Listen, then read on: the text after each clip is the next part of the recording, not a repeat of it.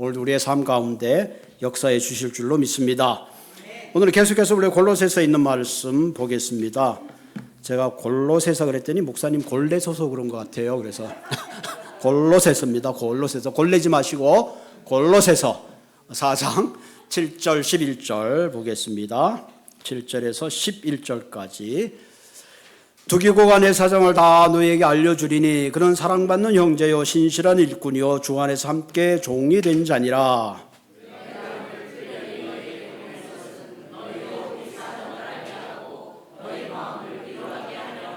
신실하고 사랑을 받는 형제 오네시모를 함께 보내노니 그는 너희에게서 온 사람이라. 그들이 너희를 다 너희에게 알려주리라.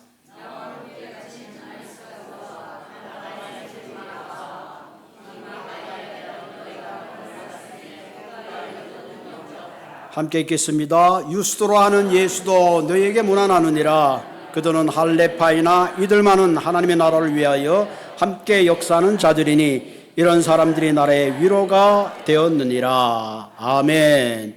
이런 사람들이 나의 위로가 되었느니라. 나의 위로가 된 사람들이라는 제목으로 함께 나누려고 합니다. 가끔 여러분께 성경 본문을 이렇게 읽는다면 그런 생각이 들죠. 도대체 이 본문을 가지고 목사님이 무슨 설교를 하실래나 그런 생각이 아마 드시는 분들도 있을 것입니다. 그 하나님 나라에는 쓰레기통이 없다라는 그런 책 제목이 있습니다. 참 멋있는 제목인 것 같아요. 왜 그럴까? 하나님은 모든 상처받고 깨어진 인생들을 다시 다 회복하시고 사용하시기 때문에 그렇죠. 요즘 지구의 온난화가 심하고 점점 환경 오염 문제에 대해서 우리가 촉각을 세우게 되죠. 가끔 그런 생각을 하다냐, 바다를 하나님이 왜 그렇게 크게 만드셨을까? 사실은 바다가 지구에서 발생하는 많은 이산화탄소를 흡수한답니다. 그러니까 작지 지구를 재생하는 그 심폐의 역할을 그렇게 하는 거죠. 우리가 사용하는 비닐봉지, 얼마 전에도 음식을 투고해 왔는데요. 한번 이렇게 한 걸 이렇게 풀어놨더니 뭐 엄청나요. 그 종이가 뭐 반찬 조그만 걸 담아가지고 야 이거 큰일이다. 이 쓰레기가 나뿐만 아니라 이 수많은 쓰레기가 있는데 이걸 어떡하나 걱정이 되더라고요. 그래서 요즘 재활용을 위해서 빨대나 비닐도 재활용을 할 수 있는 그런 걸 많이 만듭니다.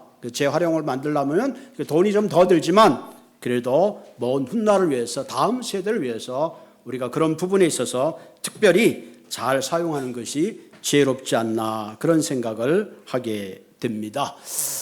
옛날에는 그 구두 같은 것도 신으면 쉽게 수선할 수 있는 구두 수선집이 많이 있었어요. 근데 요즘은 수선하는 것보다 새로 사는 게 편해요. 옛날에는 구두도 이렇게 보면 구두 굽을 갈 수 있는 그런 구두가 많이 나오는데 요즘은 아예 붙어 있어가지고 따르면 뭐 빼낼 수가 없어요. 그냥 갈아 신도록 그렇게 많이 만들더라고요. 사실은 신발이라는 게 잘 자기 발에 맞는 거잖아요. 그 밑에 구두를 잘 갈아 놓으면 또 새롭게 잘 사용할 수 있는데 우리는 웬만하면 그냥 확 버려버리고 새로 살려고 하는 그런 마음들이 참 많이 있는 것 같아요. 어떤 것은 우리가 잘 고쳐서 얼마든지 활용할 수 있는데 쉽게 버리는 그런 습관 속에 젖어 있지 않나 그런 생각을 가끔 하게 됩니다. 요즘 남미의 파라과이라는 나라가 있는데 그 수도의 아순시온의 외곽에 자리 잡고 있는 곳이 있는데 그곳에 카테우라라는 그런 마을이 있어요. 거기가 뭐냐면 서울의 난지도와 같은 쓰레기 매립장입니다. 그래서 힘들고 어려운 사람들이 거기서 쓰레기를 골라가지고 팔아가지고 삶을 연명합니다. 많은 어린아이들이 그 쓰레기더미에서 또 필요한 것들을 줍기도 하고 그러다가 다치기도 합니다. 그곳에 니콜라우스 고메우스라는 그런 사람이 있는데 그 아이들을 보고 무슨 생각을 했는가 하니 저 아이들에게 좀 희망을 줄 수 있는 것이 없을까 그렇게 생각하다가 그 쓰레기에서 좀 필요한 것들을 주웠습니다. 포크도 줍고 양철턴도 줍고 그래서 그런 것들을 주워가지고 악기를 만들었어요. 뭐 첼로나 바이올린을 거기에서 바이올린 한 대 값이 그 집값이라니까 뭐 산다는 건 엄두가 안 나죠. 그래서 그 재활용품을 잘 만들어 가가지고 그 악기를 만들어서 아이들하고 오케스트라를 구성했다고 합니다. 이 소식을 들은 파비오 차베스라고 하는 친구가 거기에 함께 도움을 주고 음악 활동을 해서 연주회를 열었다고 합니다. 그래서 심지어는 그 연주회를 통해서 큰 상까지 받았다는 그런 놀라운 스토리들이 소개되고 있습니다. 이 아이들의 스토리가 2015년도에 영화로까지 만들어졌고, 그 아이를 지휘했던 그 지휘자가 아주 이런 말을 했습니다. 세상은 우리에게 쓰레기를 안겨주었지만 우리는 음악으로 되돌려 줍니다. 참 아름다운 멘트가 아닌가 그런 생각이 듭니다. 세상은 쓸모없다고 버린 거지만 우리는 가장 아름다운 소리로 세상에 돌려드립니다. 어쩌면 이것이 하늘나라의 정신이 아닌가 그런 생각을 하게 됩니다. 어떻게 보면 세상은 죄악의 더미로 점점 모든 시대가 불안하고 어려움 가운데 살아가고 있죠. 성경에 보면 마지막 세대가 되면 사람들이 쾌락을 탐하고 물질을 탐하고 이기심과 무정함으로 수많은 영혼들이 상처받고 깨어집니다.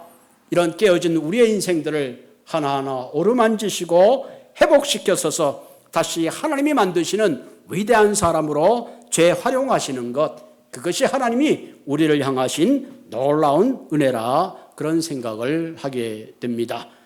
여러분, 그래서 고린도후서 5장 17절에 보면 그런 중 누구든지 그리스도 안에 있으면 새로운 피조물이라 이전 것은 지나갔으니 보라 새 것이 되었도다.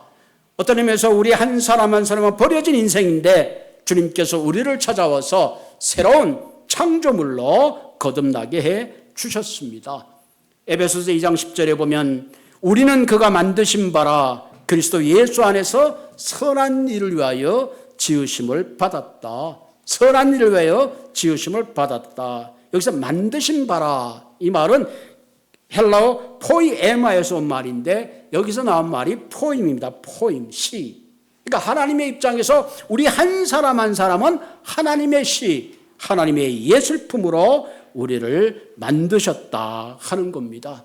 그런 우리의 인생이 망가지고 버려졌을 때에 하나님께서는 그 우리의 인생을 버리지 아니하시고 새롭게 창조하시고 다시금 하나님의 걸작품으로 살아갈 수 있도록 희망과 소망 가운데 우리를 붙들어 주신 것입니다. 그렇다면 우리가 새로운 존재로 어떤 일을 추구해야 할까요? 하는 겁니다. 그런 의미에서 우리는 어떤 환경 속에서도 절망하고 포기하는 인생이 아니라 나를 찾아와 주신 하나님께 우리의 인생을 맡기고 누군가 상처받은 형제에게 찾아가서 내가 받은 은혜와 사랑을 나누어 주는 그런 재창조의 역사를 일으키는 그런 삶이 되기를 주님의 이름으로 부탁을 드립니다. 자, 오늘 본문에 보면 하나님과 함께 동행했던 사람들의 이야기가 나옵니다. 로마서 끝부분에도 한 28명이 기록되어 있는데요.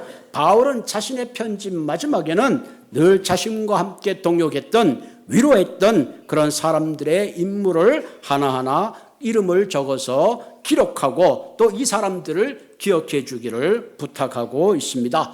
어떤 인물들은 바울이 사역을 시작했을 때 함께 시작한 인물도 있고요. 어떤 인물들은 바울이 전한 복음을 듣고 새롭게 바울을 도왔던 그런 동역했던 사람들도 눈에 띕니다.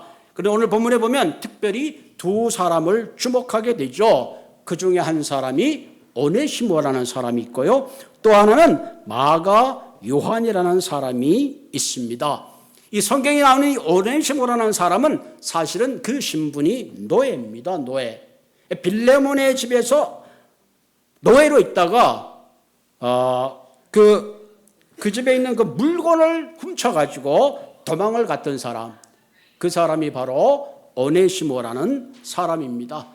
그 사람이 그 물건을 훔쳐 도망가다가 어디까지 도망을 갔느냐, 로마까지 도망을 갔는데 그 로마에서도 아마 무슨 큰 잘못을 했는지 감옥에 갇혀 있었습니다. 그때 바울이 3차 여행을 끝나고 바울도 복음 때문에 감옥에 갇혔는데 두 사람이 감옥에서 만나게 되었습니다. 그리고 바울을 통해서 오네시모는 새로운 삶으로 거듭나게 되죠. 그래서 과거의 모든 것을 청산하고 바울의 가장 신복, 바울의 아들이 되고 바울의 심장이 되어 나중에는 굉장히 큰 에베소 교회의 감독이 될 만큼 하나님의 위대한 일을 감당하게 했던 사람이 바로 이 오네시모라는 사람입니다.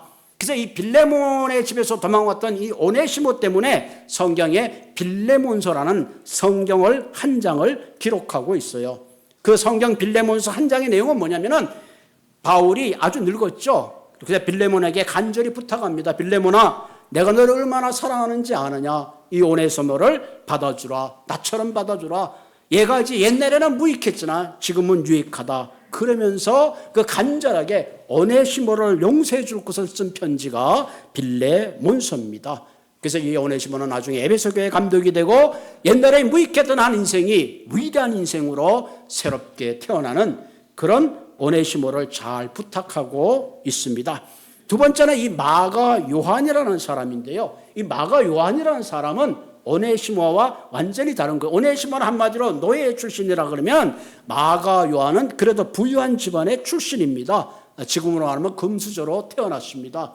그 어머니 마리아는 예루살렘에 큰 저택이 있어. 성경에 나오는 이 다락방 나오죠. 다락방. 이게 마리아의 다락방인데 보면 거기 한 120명이 모여서 함께 기도할 장소라는 것은 적어도 굉장히 큰 장소죠. 우리 교회 한 몇 명 들어갈래네? 100명 정도 들어갈래네? 이거보다 좀 큰 그런 다락방이 있었던 그런 거죠. 그리고 거기서 모여서 기도할 때에 오순절에 놀라운 성령이 임하고 교회가 시작되었고, 심지어는 베드로가 옥에 갇혔을 때에 베드로를 위해서 함께 모여서 기도했던 곳이기도 합니다. 그래서 이 마가는 그런 기도의 역사를 통해서 베드로가 풀려나고 하나님의 놀라운 은혜가 얼마나 큰 것인가 하는 것을 몸소 체험했던 사람이 바로 이 마가 요한입니다. 그래서 마가 요한은 바울이 1차 전도 여행할 때 함께 따라 나섰습니다. 그런데 이 마가가 좀 착각한 게 있죠. 뭐 선교 여행 그러면 뭔가 여행이라는 단어가 있어서 좋을 줄 알았는데 막상 선교 여행을 따라가 보니까 이게 여행이 아닌 거야. 너무 힘들고 어려운 거야. 그래서 중간에 포기하고 맙니다. 예루살렘에 돌아갑니다. 그러니까 이게 바울이 자기 선교 여행을 잘 준비를 해놨는데 갑자기 마가가 빠지는 바람에 선교의 모든 스케줄이 뒤틀리고 말았습니다. 그래서 바울 제2차 여행 떠날 때에 바나바의 생질이 마가 요한이거든요. 바나바가 우리 생질을 데리고 갑시다 했더니 바울이 안 된다. 지난번에 가서도 얘가 예루살렘으로 돌아갔는데 그랑 같이 갈 수 없다. 그래서 선교 여행 갈 때 바나바와 바울이 서로 결별하는 그런 일이 생기기도 했습니다. 그런데 오늘 본문에 보면 어쩐 영문인지 바울은 마가를 부탁합니다. 마가가 아마 그 전에 큰 그런 잘못이 있었지만 나중에 다시 이 복음 때문에 감옥에 갇히고 바울을 위해서 많이 돕는 그 사역에 전심전력을 다했어요. 그래서 디모데 후서에 보면 바울이 마가를 늘 사랑하는 동역자라 그렇게 기록한 것을 볼 수 있고, 성경에 마태, 마가, 누가, 요한복음이 있는데요. 이 마가복음이라는 원복음을 제일 먼저 쓴 사람이 바로 이 마가 요한입니다. 여러분, 그런 의미에서 우리 어떤 인생이라 할지라도, 깨어지고 실패한 인생이라 할지라도 그리스도 안에 새롭게 주님 앞에 만나게 되면 그는 얼마든지 무익한 인생에서 유익한 인생으로 새롭게 서는 것을 볼 수 있습니다. 그러므로 우리도 한번 깨어진 인생 쉽게 포기하지 마시고 다시 일어날 수 있도록 함께 세워가는 그런 삶이 되시기를 바랍니다. 여러분, 뭐 인간관계가 다 그래요. 여러분이 옥스나드에 오래 사셨잖아요. 어떤 보면 30년, 40년 이렇게 가만히 얘기 들어보면 예전에는 얼마나 그렇게 가까웠는지 모르는데 어느 날 무슨 일인지 모르지만 왼수가 돼서 그 원수를 좀 풀어야 되는데, 여러분 한번 인생을 돌아보세요. 그토록 서로 친하게 지냈던 사람들 과연 지금 몇 명이나 되고 얼마나 그 우정을 지속하고 있는지, 우리는 별일 아닌 것 때문에 관계를 쉽게 포기할 때가 참 많은 것 같아요. 포기하지 마시고 우리가 주님이 우리를 재활용했듯이 다시 한번 그런 관계를 회복시켜 가시는 한 분 한 분 되시기를 바랍니다. 그럼 우리가 어떻게 하면 재창조의 삶을 살 수 있겠는가? 오늘 오네시모를 통하여 그 재창조의 원리를 한번 생각해 보려고 합니다. 첫째, 우리가 한 사람 한 사람을 새롭게 세워가기 위해서는 사랑의 가슴이 필요해요. 진정한 마음을 가지고 다가갈 때에 돌 같은 마음이 녹아내립니다. 여러분, 오네시모가 자기네 주인의 집에서 도망을 해가지고 로마에까지 와서 무슨 이유인지 감옥에까지 들어갔다는 것은 그의 인생이 얼마나 힘들고 어려웠는가 하는 것을 볼 수가 있습니다. 아무도 그를 사람 취급해 주지 않고 인격적으로 대해 주지 않고 항상 잡히면 죽는다는 두려움 가운데 살아왔던 그의 인생이기 때문에 그는 누구가 자기에게 다가오는 것에 대해서 경계의 눈초리로 바라보고 혹시 저 사람을 경계하지 않으면 내가 잡혀가는 거 아닌가, 잘못하면은 주인에게 다시 잡혀가서 죽지 않나, 이런 두려움 가운데 살았던 것이 오네시모입니다. 그런데 그 감옥에서 바울이를 만나서 오네시모를 처음 만났을 때 바울이 다가갔겠죠. 처음에는 아마 그의 마음을 열지 않았을 거예요. 그러나 바울이 계속해서 다가가고 이때까지 자기가 겪어보지 못했던 인격적으로 대하고 그 바울이 말 하나하나가 그의 마음속에 조금씩 다가오기 시작했어요. 아마 그래서 바울은 성경에 자세하게 기록은 안 되어 있지만은 그런 바울의 자신의 각오를 나누었던 것 같아요. 여보게, 나도 당신만큼 그렇게 당신이 나쁜 사람이지만 나도 그렇게 좋은 사람은 아니네. 나도 옛날에 예수를 만나기 전에 예수 만난 사람을 핍박하고 감옥에 갇히고 내가 수없이 악한 일을 했네. 그러나 내가 예수 받고 예수를 만나고 보니까 그런 내가 새롭게 거듭나고 내 모든 죄를 용서해 주었네. 자네가 비록 주인 집에서 물건을 가지고 가고 지금 두려움 가운데 있지만 자네도 주님 앞에 서면 용서받을 수 있는 인생이 되네. 아마 어쩌면 이런 말에 오네시모는 깊은 감동을 받고 캄캄 어둠의 한 줄기 빛이 그의 심령 가운데 꽂혔습니다. 그리고 그런 마음을 열고 예수 그리스도를 영접하고 복음 가운데 새 사람으로 거듭나게 된 것입니다. 이것이 사랑의 힘으로 다가갔을 때 변화되는 놀라운 변화입니다. 그러므로 우리는 누구를 대하든지 진정성을 가지고 가슴을 열고 다가가면 처음에는 거부하는 것 같지만 결국은 그 진실을 알고 녹아내리는 줄로 믿습니다. 어떻게 보면 바울은 오네시모가 내가 감옥에서 낳은 아들이라고 그랬어요. 아들. 여러분, 여성분들은 아이를 낳는 해선의 고통을 알잖아요. 아마 그 다친 마음을 열기 위해서는 바울은 부지런히 기도하고 많은 인내를 가지고 그에게 다가섰을 것입니다. 여러분의 관계를 회복한다는 거 결코 쉬운 일이 아닙니다. 노력해야 됩니다. 애써야 됩니다. 한 사람의 변화를 위해서 바울은 수고, 해산의 고통을 마다하지 않았다. 그런 표현을 사용하고 있습니다. 여러분, 이렇게 우리가 이 나무라든가 이런 거 다 이렇게 고체잖아요. 그런데 이 메추리탄 용나는 이런 물질 가운데도 이 안에 다 전자가 있다는 거죠. 쇠가 딱딱하지만 쇠를 불에도 놓기 시작하면 거기에 전자적인 반응이 일어나서 휘어지고 그 안에 놀라운 변화가 일어난다는 거죠. 쇠처럼 딱딱한 것도 새로운 접촉이 있을 때 변화가 일어난다면 적어도 우리 한 사람 한 사람 누군가가 따뜻한 마음으로 다가가면 그 메마른 심령 가운데 새로운 변화와 놀라운 역사가 일어날 줄로 믿습니다. 주님이 이처럼 우리에게 다가왔던 것처럼 우리 한 사람 한 사람 서로의 관계를 세워주고 새로운 삶으로 나아가기 위해서, 세워주기 위해서 이러한 사랑의 가슴으로 늘 다가가시는 그런 분이 되시기를 주님의 이름으로 부탁을 드립니다. 자, 우리가 사랑의 가슴으로 다가갔다면 이제 필요한 것은 뭐냐면은 사랑의 시각이 필요합니다. 오늘 본문 9절을 볼까요? 자, 본문 9절에 보면 신실하고 사랑받는 형제 오네시모를 함께 보내노니, 좀 이상하잖아요, 본문이. 이 오네시모는 노예였고 주인의 물건을 훔쳤고 로마에까지 도망갔고 지금 로마의 감옥에 있는 사람이 어떻게 신실하고 사랑받는 형제예요? 미움받고 저주받을 형제죠, 따지고 보면. 그런데 바울은 오네시모의 허물을 본 것이 아니라 오네시모가 하나님의 은혜까지 얼마든지 사랑받고 신실한 종이라는 사실을 그는 사랑의 눈으로 바라보았다 하는 겁니다.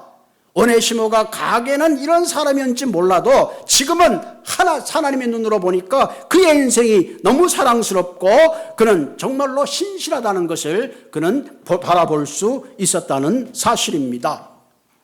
여러분, 사람에게는 다 양면성이 있잖아요. 양면성. 항상 좋은 것 같지만 좋은 면에는 좋지 않은 그런 부분이 있어요. 단점과 장점이 있을 때에 내가 어떤 부분을 보느냐에 따라서 그 사람을 향한 평가와 그 사람에 대한 영향력이 달라지는 거죠. 어떤 사람을 볼 때 그 사람의 단점만 보면 세상에 그렇게 나쁜 사람이 없어요. 그러나 장점만 보기 시작하면 세상에 이렇게 또 성자가 따로 없는 거죠. 그런 의미에서 우리는 상대를 바라볼 때에 허물을 바라보는 것이 아니라 그의 장점을 보고 세워줄 수 있어야 합니다. 그러기 위해서는 첫째, 주님의 심정으로 볼 수 있어야 합니다. 주님의 심정으로. 여러분, 주님은 자신을 3번이나 부인했던 베드로를 다시 찾아와 주셔서 그를 가슴으로 안아 주셨습니다. 가늠하다 현장에 붙잡힌 여인이 있었습니다. 모세의 법에 의하면 그 여인은 돌로 치라 그랬습니다. 모세가. 그런데 모든 사람이 돌을 들고 그 여인을 치려고 그럴 때에 주님은 그 여인을 바라보며 그 돌을 들어가지고 흥분하는 그 군중을 향하여 너희들 가운데 죄가 없는 사람이 돌을 던지라 그랬습니다.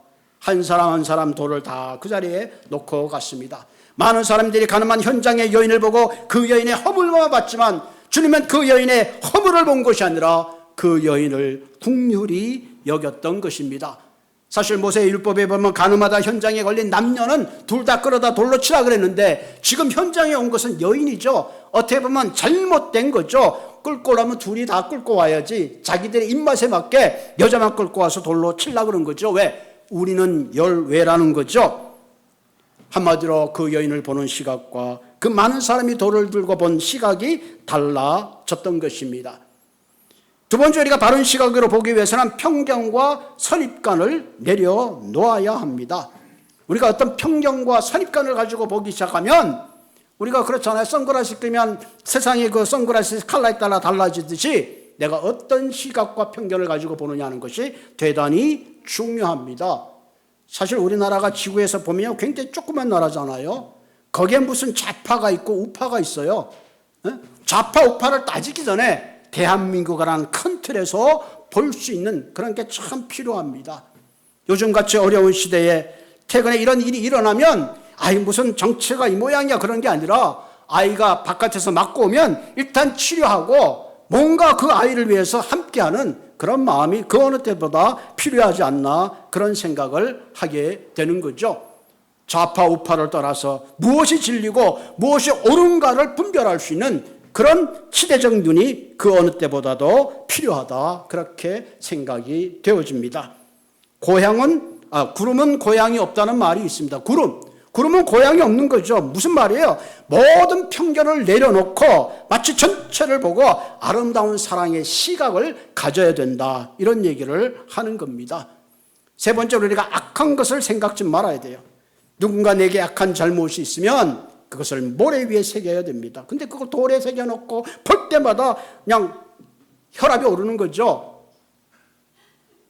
누군가 나에게 잘못한 것이 있으면 모래 위에 새겨놓고 파도가 한번 와서 지나가면 그것이 흘러가야 되는데 우리는 반대로 할 때가 얼마나 많은지 몰라요. 그럴 때 우리의 인간관계가 깨어지고 인간관계가 다 깨어지고 나면요 사람은 외롭게 됩니다. 내 주위에 사람이 없으면 외로워요. 밥 먹으러 가자 그래도 전화를 할 마땅한 사람이 없어요. 오래는 사람도 없고 가려는 사람도 없는 거예요. 그런 의미에서 우리는 이런 악한 것을 생각지 말고 편견을 갖지 말고 서로가 허물을 보지 못하고 장점을 보는 그런 걸 통해서 서로가 세워지는 그런 삶이 되기를 주님의 이름으로 부탁을 드립니다. 한 청년이 랍비를 찾아갔어요. 랍비는 선생이잖아요. 유대인의. 하루가 언제 시작되고 하루가 언제 끝납니까? 그렇게 물어봤어요. 그때 랍비가 이렇게 말해요. 형제요, 당신 앞에 있는 형제가 사랑스러워 보일 때 그때가 바로 아침입니다. 멋진 말이죠. 당신 앞에 있는 그 형제가 어글리하고 못생겨 보인다면 저녁은 당신은 그 어둠에서 헤어나지 못합니다. 그러므로 사랑하는 성도 여러분, 아름다운 공동체를 만드는 것은 사랑의 시각으로 바라보시기를 바랍니다. 내가 가지고 있는 모든 편견을 버려버리고 악한 생각을 버리고 누군가에 대해서 말하고 싶은 게 있다면 좋은 것만 생각하고 좋은 것만 말하시기를 바랍니다. 넷이 모이면 5사람이 허물을 얘기한대잖아요. 될 수 있는 대로 좋은 얘기. 허물은 얘기할 거 없어요. 허물은 얘기할 게 없어요. 왜? 나도 허물이 많은 인생이니까. 그런 사랑의 시각으로 살아가기를 바랍니다. 세 번째 우리가 필요한 게 뭐냐면 사랑의 대가를 기꺼이 지불할 수 있어요. 사랑의 가슴으로 다가가고 사랑의 시각으로 봐주고 마지막으로는 사랑은 말로 하는 것이 아니라 대가를 지불해야 되는 것입니다. 오늘 사도 바울은 오네시모를 위하여 기꺼이 그는 사랑의 대가를 지불했습니다. 여러분 빌레몬서에 보면 이 빌레몬은 원래 고린도 교회에 좀 부유한 집안에 있었던 사람이에요. 왜냐하면 그 빌레몬 집에서도 예배를 드렸거든요. 초대교회에서는 이런 예배가 있는 게 아니라 어떤 신실한 성도가 있으면 그 집에서 예배를 드렸습니다. 그러면서 이렇게 하죠. 그래서 빌레몬서 1장 17절 18절 보면 바울은 빌레몬에게 빌레몬아 나는 너를 동역자로 생각한다. 너의 집에서 물건을 가지고 도망쳤던 오네시모를 제발 용서해 달고 그는 나의 심장과 같은 존재다. 네가 생각할 때는 거의 무익한 자였지만 이제는 그는 달라졌다. 옛날에는 종으로서 어쩔 수 없이 너에게 붙잡혀 있었다면 이제 네가 오네시모를 용서로 받아들이면 그 오네시모는 도망가는 종이 아니라 이제는 영원히 너에게 남아서 아름다운 동역자가 될 것이다. 그러니 혹시 네가 오네시모에게 빚진 것이 있으면 내가 기꺼이 그 빚을 갚아주겠다. 이 오네시모는 내가 감옥에서 아둔 나으리요 내 신복이요 내 심장이니 복음을 위해서 용서해달라고 간절하게 부탁합니다. 그러면서 바울은 오네시모를 부탁하면서 빌레몬에게 억지로 하지 말고 내가 부탁하는 것 이상으로 네가 그리스도의 사랑에서 그를 받아주기를 바라노라. 아멘. 그래서 쓴 편지가 바로 빌레몬서 한 장입니다. 한 노예를 위해서 바울은 마지막 사력을 다해서 모든 대가를 지불하는 그것을 볼 수 있습니다. 이런 파격적인 사랑, 예수님이 우리에게 주신 사랑이죠. 우리 모두는 죄의 노예가 되었는데 주님께서 십자가에서 내 죄를 다 청산하시고 우리를 자유의 몸으로 그리스도의 아름다운 사역자로 불러주셨습니다. 주님을 알지 못했던 무익하던 우리가 주님을 만나서는 이제는 유익한 자로 그리스도 안에 새로운 창조자로 가슴을 열고 이 땅에 복음을 선포하는 위대한 하나님의 동역자로 부르셨다는 사실을 우리는 기억해야 합니다. 우리가 이런 참 사랑을 나누기 위해서는 먼저 그리스도의 십자가의 사랑을 경험해야 합니다. 우리가 이 사랑을 진실로 깨달을 때에 우리는 열린 가슴으로 다가설 수 있고 내가 받은 그 사랑을 나눌 수가 있습니다. 지금도 여전히 우리 주위에는 많은 깨어진 심정들이 있습니다. 누군가 전화해 주기를 바라고 누군가 따뜻한 마음으로 다가와 주기를 바라는 깨어진 인생을 향하여 진정 그들의 이름을 불러주시고 따뜻한 가슴으로 그리스도의 아름다운 사랑의 시각으로 기꺼이 그 한 영혼을 세우기 위해서 내 삶에 어떤 것이라도 대가를 지불하는 그런 한 사람 한 사람으로 세워지시기를 주님의 이름으로 축원을 드립니다. 같이 기도하겠습니다. 참 좋으신 하나님,